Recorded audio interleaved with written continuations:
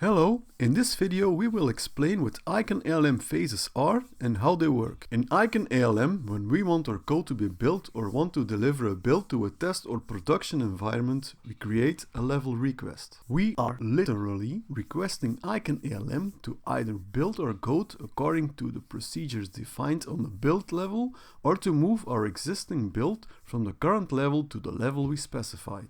In both cases, IKAN ALM will execute all the actions that are defined on the specific requested level, build, test or production, in the project's application lifecycle. All of these actions are performed by executing a sequence of phases. Phases represent specific tasks that must be performed by the system. The main advantage of using phases is that they allow you to customize your project's workflow. The IKAN ALM basic functionality is performed by so-called core phases. Core phases are used for actions such as retrieving code from a versioning system, transporting resources and build results, integrating with issue tracking systems, and more. When we create a new level, build or deploy environment, its default workflow will be created and will completely consist of a sequence of core phases. However, we can change this default workflow by removing core phases, by changing the sequence order, or by adding new phases.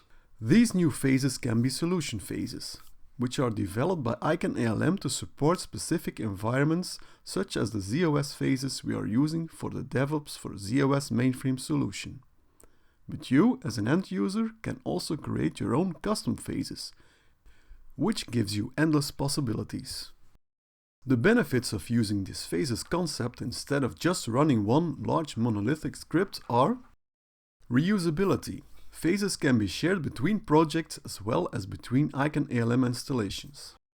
Improved logging.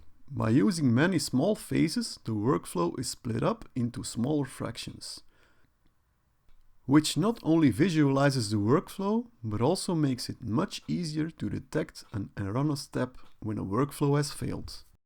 Maintainability. By using many small, limited-purpose phases, the scripts being used tend to be smaller, what makes them simpler and easier to maintain.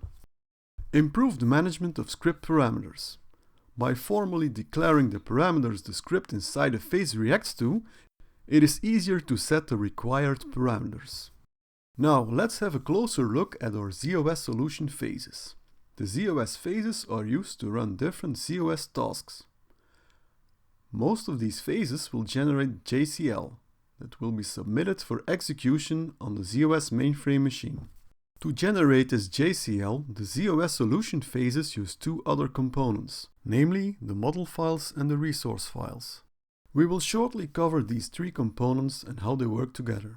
A model file represents the logic that a certain step on the mainframe must follow. It can be viewed as a JCL job template with parameters value placeholders. For example, if the phase discovers a Kix precompile entry in the properties file, it will get the appropriate Kix precompile model file to support this step. The phases use these models to generate the mainframe compile and promote scripts. The parameter value placeholders in the generated compile and promote script will then be replaced by the actual values from the resource file. The values in the resource files have to be set by the user and should reflect his environment setup. It is part of the IKAN ALM configuration. In step 1, IKAN ALM gets the source objects and scans the source objects for properties and stores them in dedicated property files. In step 2, IKAN ALM reads the property files to discover which JCL models are needed. Then, IKAN ALM collects the required models for automatic JCL generation. In step 3, IKAN ALM gets the values needed to populate the model properties from the user's resource files.